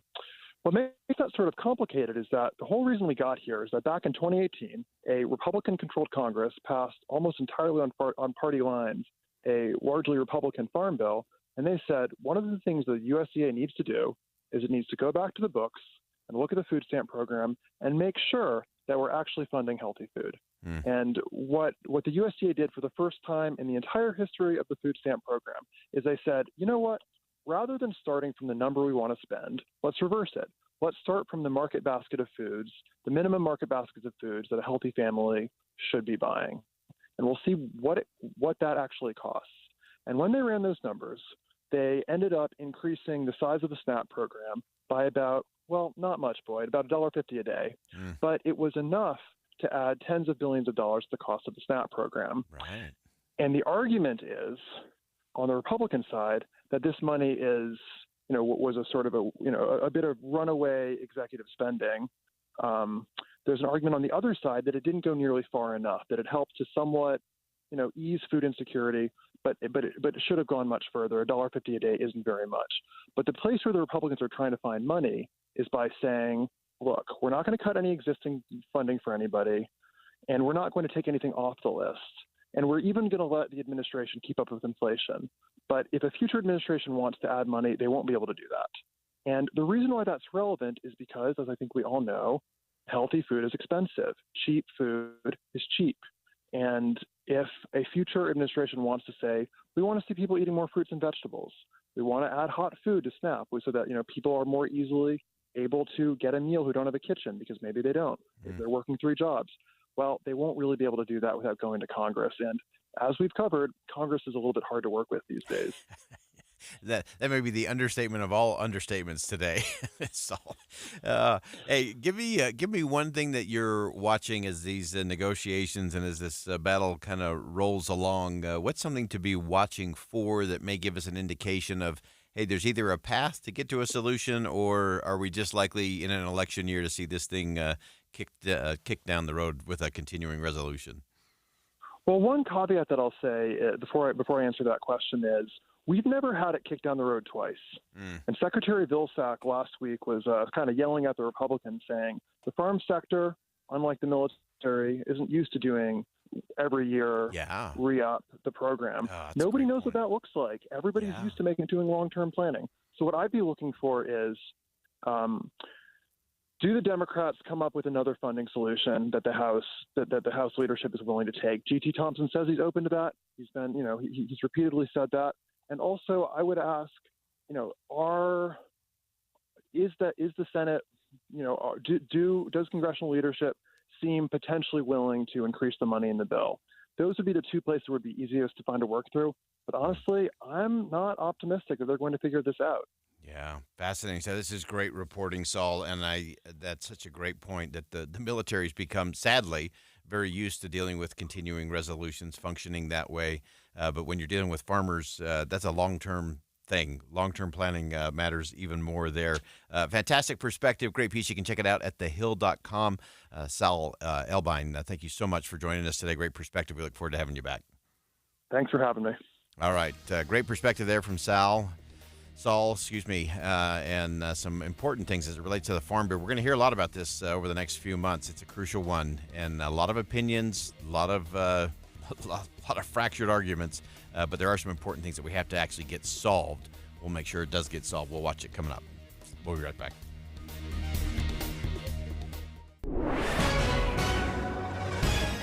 It's 2:30 at KSL News Radio. I'm Dan Bomas. KSL's top story this hour: Chad Daybell's lawyers making their final arguments in his murder trial this afternoon. Prosecutors wrapped up their case earlier today. KSL News Radio's Adam Small is in the courtroom in Boise, and he'll keep us updated on the case through Jeff Kaplan's afternoon news. The jury in former President Trump's hush money trial has been deliberating since this morning. ABC News now reports they've concluded their work for the day with no verdict yet. They'll come back to the courtroom tomorrow morning. Trump's accused of falsifying business records to keep an alleged affair with an adult movie star quiet. Our top national story this hour from ABC News: Border Patrol agents in Tucson have made a discovery that could have been deadly for more than a dozen migrants trying to enter the United States illegally. ABC's Alex Stone has details. According to a post from the chief of the Border Patrol in the area, 16 migrants were found hiding in the back of the refrigerated truck with the cooler set to 50 degrees. The trailer of the truck was locked with no way to escape. The driver is a U.S. citizen and was arrested on criminal charges. Alex Stone, ABC News. Your money at this moment: the Dow Jones average closing trading today, 411 points down, about 1%. The NASDAQ was down 99 points. The S&P 500 down 39. And our KSL weather: some clouds building up this evening. That's next. KSL News Time, 2:31. News doesn't just mean information or dates. It's the story of our local history being told in real time. Be a part of the story. This is Tim Hughes and Amanda Dixon. We hope to be a part of your story. We have you covered on KSL News Radio. Hey, my name is Chris Stewart. The question I have is, who can best represent us in Congress? And the answer to me is clearly Celeste. So in my life, I've been around some of the strongest leaders in the world. What is it that makes a good leader? Humility. The humility to listen, to actually consider what it is that they want, to try to help people. That's Celeste to her core. Celeste has shown up for me. She'll show up for you. She shows up for Utah. Paid for by Celeste for Congress. Hi friends, Dan the Laptop Man here from PC Laptops. I get a lot of emails with feedback from customers. Here's one. Dear Dan, I just had the best experience ever. I bought a computer from Shane at your State Street store. I asked several what I thought were really stupid questions. Shane was super courteous and made me feel comfortable through the whole process.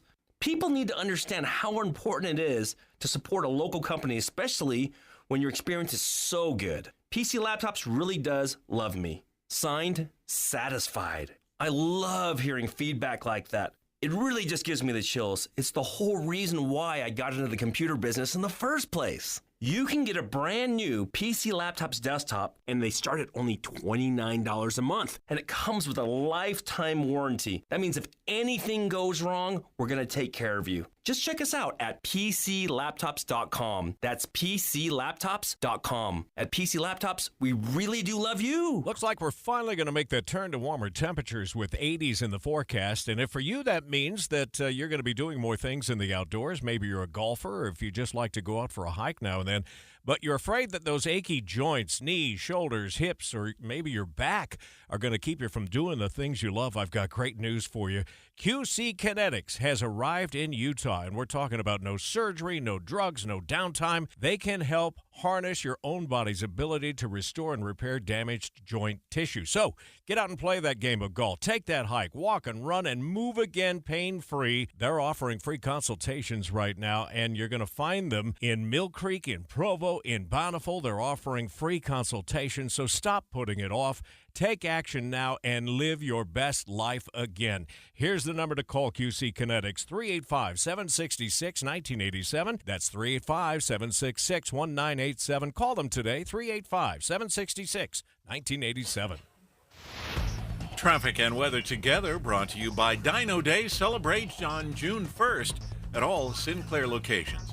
Here's Ricky Meese. We had a vehicle that needed to get pulled over to the right shoulder northbound I-15 approaching the point of the mountain, but it did cause some backups past the SR 92 junction in Lehigh. All of your Salt Lake County freeways and I-15 in Davis and Weber County look good. Experience For You banking today at your local Zions Bank branch or visit zionsbank.com/foryou to learn more. A division of Zions Bank Corporation, N.A., member FDIC.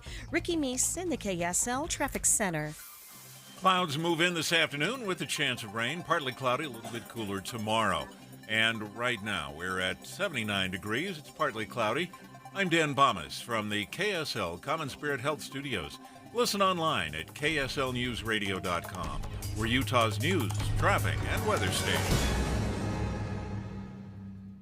Inside Sources. Inside Sources. America's voice of reason. Boyd Matheson. On Utah's home for elevated conversation. Inside Sources on KSL News Radio.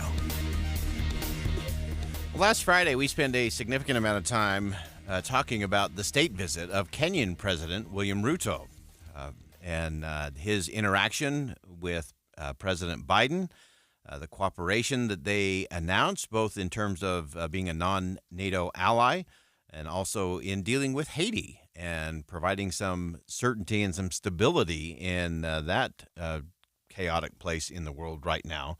But it leads us to a lot of questions about what is it that Kenya has as kind of this stable place on the continent of Africa, both in terms of business and in terms of government and in terms of reach. And there was a fantastic piece by our friend Nahal Tusi from Politico, senior foreign affairs correspondent, talking about what Meg Whitman is doing as the U.S. ambassador to Kenya. And Nahal joins us on the line. And Nahal, welcome back to the show. Hey, thanks for having me. Brilliant piece. And, of course, most people, when they hear the name Meg Whitman, they immediately think of the tech industry, the tech sector here in the U.S., and she has been taking a very different kind of approach to the role of ambassador to Kenya. And your piece on this was just absolutely brilliant. But give us kind of the baseline of what you learned about how Meg Whitman is doing it and the impact it's having on the relationship between the U.S. and Kenya. Yeah. So, I mean, basically, she is kind of a diplomat who's really, really focused on the commercial and trade and business side of things. And it's something that African countries really want more of when it comes to U.S. diplomats. Unfortunately, a lot of our ambassadors, they tend to be more trained in things like security issues and governance issues, and to a degree, human rights issues. And the economic side of things, the commercial side of things, they're not as well versed in. It doesn't mean that they don't care or that they don't try, but it just doesn't tend to be their strength. Whereas Meg Whitman, having a background as a CEO, that sort of thing, that is definitely her strength. And so she's gone in with the number one focus has been about improving commercial ties with Kenya, getting business leaders, including, people in her Rolodex, connected to the continent and to Kenya in particular, to invest and to consider it a place where they can put their money. Yeah, so fascinating. There aren't many ambassadors who can say, yeah, I was the CEO at eBay and Hewlett Packard and a few of those kind of things. And that's quite a Rolodex that she has in terms of being able to get that business kind of confidence and investment going in there.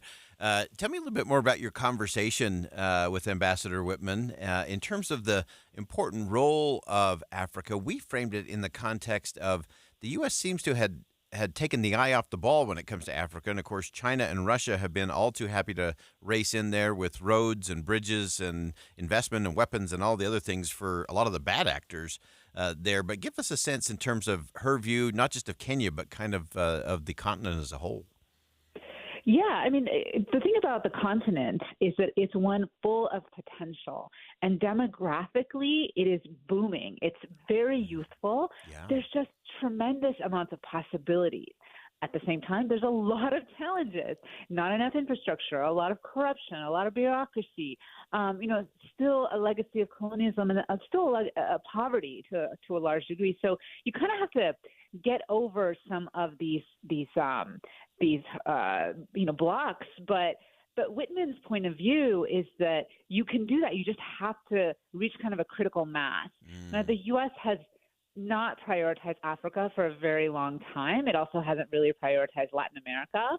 Right. And it tends to try to compete with China, in Asia and other places. But the Chinese and the Russians, they see the whole world as a place that they can compete in. So the Chinese definitely, they go and take on projects in Africa that U.S. companies don't even bother to show up for, that U.S. officials don't bother to even strive for. And even if the Chinese do a bad job, say on a bridge or whatever, at least they're there trying to build a bridge. Yeah. You can't say the same for the U.S. half the time. Yeah. So they get that kind of attention. Yeah. My conversation with Meg, though, was at 4 a.m. my time, and it was 10 minutes. But it was a very, very impactful 10 minutes. And one of the things that you pointed out that I'm sure was part of that 10 minutes, I had some interaction with Meg Whitman back in her Hewlett Packard days. And she's always known for her intensity. And you actually put this in your piece in Politico, that her approach to Kenya and to Africa has been garnering praise for its intensity. Describe that for us. Yeah, I mean, she very much approaches it like a CEO. So say you're on a phone call with her, not in my case, but say you're a U.S. official and you're, asking about something really intensely and very sensitive. She will literally be like, you know what, let me just ask the Kenyan president. Let me call him really quick and get back to you. And she'll just call him up. And there's at least one case where she conferenced him in to the call, and the U.S. official is like, what just happened? But, she does that. She brings her team onto the call. She's aware of diplomatic traditions and conventions, and it's not that she doesn't respect them, but if there is a way to do something in a more efficient and better and more productive way, she will do it. And, last year she brought the Kenyan president to Silicon Valley. And they did like a tour of Silicon Valley, and she introduced him to a bunch of people. So it's pretty intense. Not a lot of ambassadors can pull that off. Yeah, definitely not a lot of them can pull that off. And I do think she, as you pointed out, she has great respect for kind of the tradition and kind of the process pieces, the delicate diplomatic dance, so to speak. But she also has this ability to transcend that. So much of that in both our politics and even in our diplomacy has become so transactional. And as you pointed out, that her relationship with President Ruto, that does allow her to say, hey, let me just get him on the line and conference him in. That has to feel like a game changer, even for President Ruto and other leaders of African countries, to say the U.S. seems to be serious about us right now. That's correct. But you know what? It's a strength, this relationship, but it can also be a vulnerability, right? Yeah. I mean, she's going to probably be an ambassador for another year, and then she'll leave. And, Ruto, who knows how long he will be president. So if that relationship fades and there's new leaders that come in, a new ambassador, how is that going to work out? I mean, if President Trump comes back into office, he did not have good relations with African countries at all. So you could have a very different situation. So on the one hand, it's good that they have this relationship. The question is, how much can you transfer that into a permanent feature of the U.S.-Kenyan relationship that's more institution-based as opposed to person-based, and which really yields dividends in the long run. And that remains to be seen. And, again, it is worth reminding people, though, that Kenya, it's still a poor country at the end of the day. There's still a lot of challenges, corruption, there's still security issues. It's not simple, but she, for one, sees potential there. Yeah, and I love your emphasis, Nahal, on this idea that the relationships matter, but you also have to get the disciplines. You have to get the support structure that will sustain it over presidents, over diplomats, over ambassadors, because that's how you actually build something that's going to have some staying power, regardless of all of the other things that happen. Yeah, exactly. I mean, that's really important, and it'll be interesting to see who gets into the position next as ambassador and how they decide to build on that. Most of our positions in Africa tend to go to career foreign service officers. These are foreign service diplomats who they don't have billions of dollars like Meg Whitman does. The Kenya is one of the ones that I anticipate for quite a long time is probably going to be political, especially a political appointee as opposed to a career diplomat.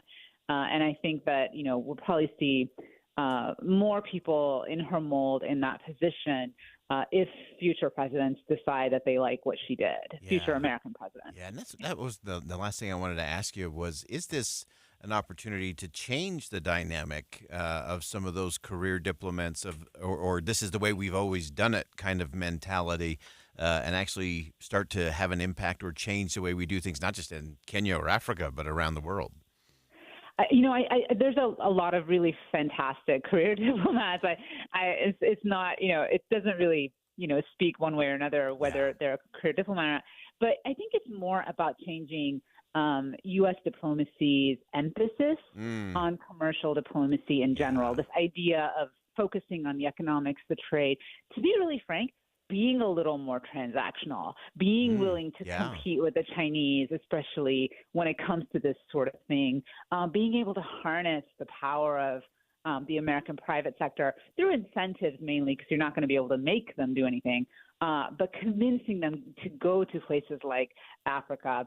And that's just going to have to it's going to take a more of a different mindset, I think, for U.S. diplomats. But that comes from the White House. That has to be something that the president makes a priority. And I think President Biden has, to a degree, through his various programs, tried to do that.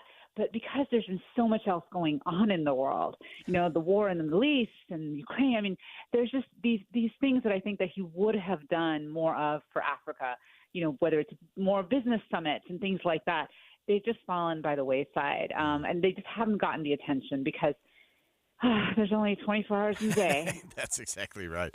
But it does take that intensity and that focus. Focus always precedes success in anything, and I think especially on the diplomatic front, what you focus on has such a huge impact. Nahal Tousi, one of our favorite of favorites, Politico's senior foreign affairs correspondent. You need to check out this piece about Meg Whitman. It's really fascinating, a great read as always. You can check that out at Politico.com. And Nahal, as always, we appreciate you making time for us here on Inside Sources.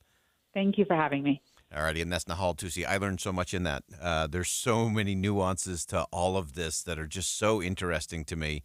I think Ambassador Whitman's doing some extraordinary work, making some real inroads, making a difference. And then as Nahal pointed out, there's so many complexities and nuances to it that it's a long, slow dance and a slow journey and a lot to learn, but some great stuff there. All right, we'll step aside for one last break. We'll come back with some final thoughts here on Inside Sources on KSL News Radio. Stick around. We'll be right back.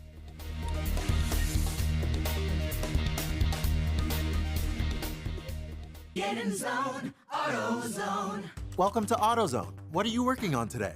I think my battery's dead. With free battery testing and charging, we can help you get back on the road. Get in zone, AutoZone. So what if I need a new one? We have the right Duralast battery for you, only at AutoZone. Get in zone, AutoZone. And what about my old battery? We can recycle it right here at America's #1 battery destination. Get in zone, AutoZone. Restrictions apply. Thanks for calling Discover. This is Gabby. Hey, Gabby. It's Jennifer Coolidge. Hi. I'm so glad I reached you at 2 a.m. Oh, of course. Anyone with a Discover card can call and talk to a real person 24/7. Now, how can I help? Yeah, I used my Discover card to buy these yellow pleather pajamas, and I'm just not sure I'm pulling them off. 24/7 U.S.-based customer service. It pays to Discover. Limitations apply. Learn more at discover.com/creditcard. At Tropical Smoothie Cafe, summer is our season. And we're kicking it off with a free 12-ounce Island Punch smoothie for National Flip-Flop Day. Grab your flip-flops and head to your local cafe on May 29th from 2 to 7 p.m. Terms and conditions apply.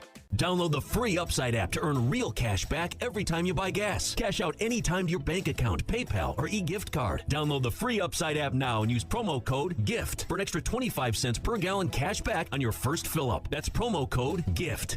Put your phone on D&D, that means that do not disturb when you're driving. And when you're going from point A to B, I need you to stay safe, please, so always sing with me. So put your phone on D&D, that means that do not disturb when you're driving. And when you're going from point A to B, I need you to stay safe, please, so always remember this beat. Don't drive distracted. A message brought to you by the National Highway Traffic Safety Administration, Project Yellow Light, and the Ad Council. A slow network is no network for business. That's why more choose Comcast Business. And now we're introducing Ultimate Speed for Business, our fastest plans yet. We're up to 12 times faster than Verizon, AT&T, and T-Mobile. And existing customers could even get up to triple the speeds at no additional cost. All from the company with 99.9% network reliability and advanced cybersecurity. It's Ultimate Speed from Comcast Business, powering possibilities. Don't miss out on our fastest speed plans yet. Get started with internet and security for $49.99 a month for 12 months with a 2-year contract. Plus, ask how to get up to an $800 prepaid card with a qualifying internet package. Don't wait. Call 1-800-501-6000 or go to ComcastBusiness.com to switch today. In 62324, restrictions apply. New customers only with 150 megabits per second internet and security edge. Eco bill and auto pay required. Equipment, taxes, and fees extra. Compares Comcast Business 1.25 gig to 100 megabits per second of Verizon 5G Business, AT&T Wireless Broadband, and T-Mobile for Business. Up to 3 times download for existing essential and standard internet customers.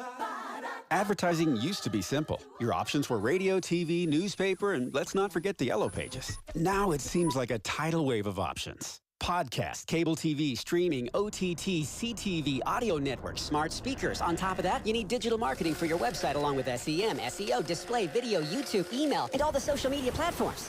Look, you're the expert in your business. Wouldn't it be nice to have an expert to market you? We are Bonneville Salt Lake, the local marketing and media company you know and trust. We reach customers across all digital and social platforms and have the reach of traditional advertising available as well. We find your customer anytime, any place, anywhere on any device here in Utah or anywhere in the world. We work to optimize your results with our in-house local team of experts, providing you with qualified leads, not just impressions. Contact Stephanie Palmer at KSL for a free consultation, including a complete digital audit with no obligation or cost to you. Email spalmer@ksl.com. That's spalmer@ksl.com. Higher taxes, soaring inflation, record low interest rates, and the skyrocketing cost of healthcare. The list goes on. Retiring successfully today is a lot more complicated than ever before. Learn how you could tackle the biggest challenges that you'll face in retirement today. Don't miss a special edition of Retirement Solutions Radio.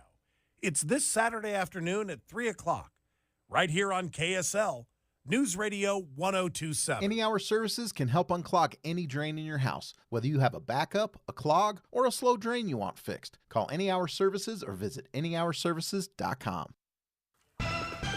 With the 3 things you need to know this hour, I'm Dan Bomas. First, the jury in former President Trump's hush money trial has wrapped up deliberations for the day. They'll be back at it again tomorrow. Second, 15 migrants who'd been locked inside a refrigerated truck were rescued by the Border Patrol. And third, the Utah Education Association is suing to stop the Utah Fits All Scholarship Program. 79 degrees, partly cloudy in Salt Lake City. Back to Inside Sources on KSL News Radio. Boyd Matheson divides rage from reason on Inside Sources. Welcome back to Inside Sources here on KSL News Radio. It's great to be with you today. As always, I am Boyd Matheson, and as we come down the home stretch of the show, if you missed any portion of the program, just go to kslpodcast.com. Super simple. Click on Inside Sources, and you can go through one guest at a time.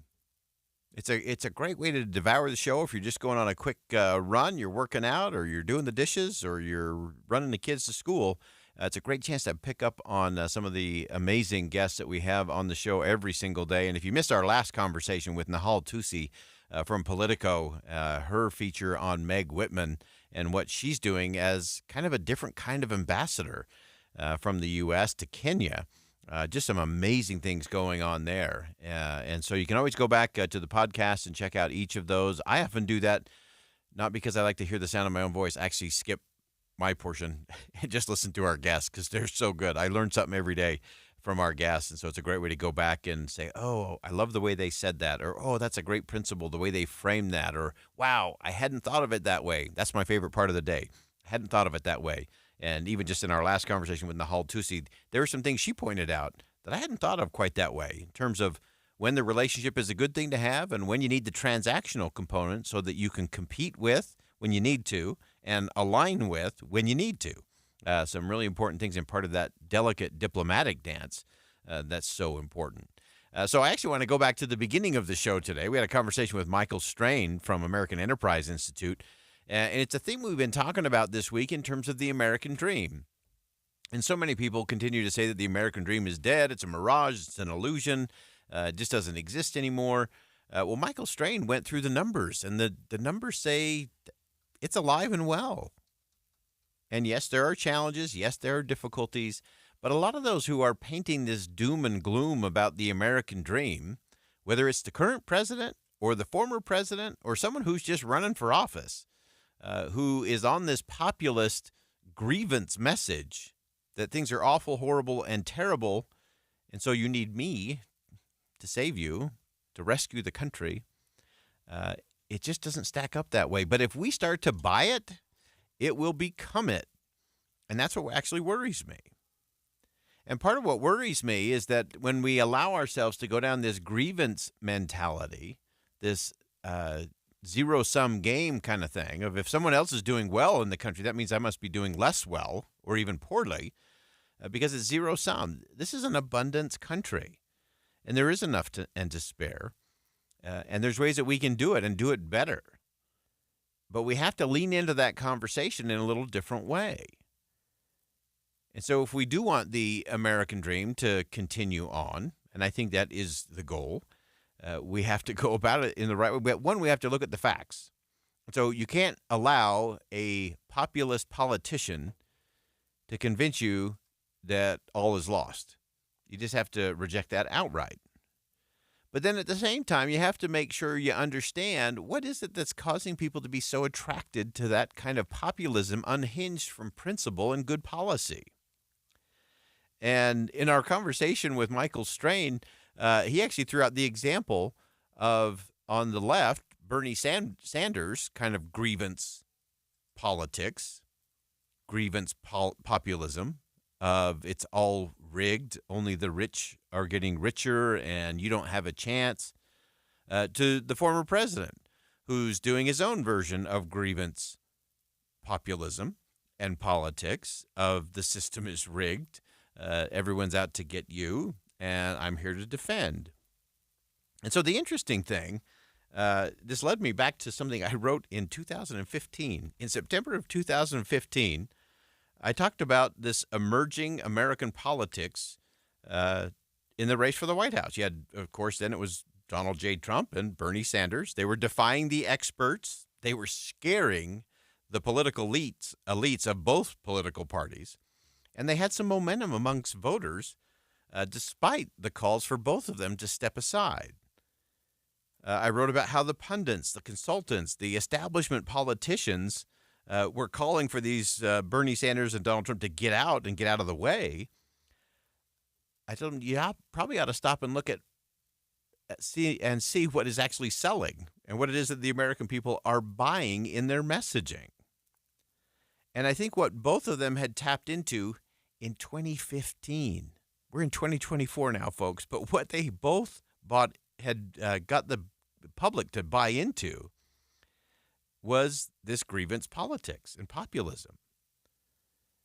And this idea that the American people, what they really want in a leader of this country is someone who's going to fight for them. Now, ultimately, I think the vast majority of Americans want a really smart fighter in the White House to lead the country. Or they want a senator or a member of Congress or a governor who is a smart fighter. That's what they want. But what the American people detest is a smart wimp. And sadly, the political consulting class produces smart wimps. In fact, they can take a smart fighter and turn them into a smart wimp very, very fast. And so what you have to recognize in the dynamics of the day is that in the absence of a smart fighter, if the choice is a smart wimp, the American people say, you know what, I'll take a dumb fighter. I'll take someone who's just going to fight for me. They may not be the smartest, they may not be the brightest, they may not be the best, but nobody else is fighting for me, so I'll take that. And that's where populism begins. It's also where thugs and tyrants and authoritarians begin. I will fight for you. I'll stand up. And so the question is, can we get back to the American dream version of upward mobility where our politicians are stepping up based on the principles and good policy, not just grievance populism? That's the question of the day today. All right, that wraps it up for us on Inside Sources here on KSL News Radio. I am Boyd Matheson. Thanks for joining us today. And as always, as you go out into the world, make sure you see something that inspires, say something that uplifts, and do something that makes a difference.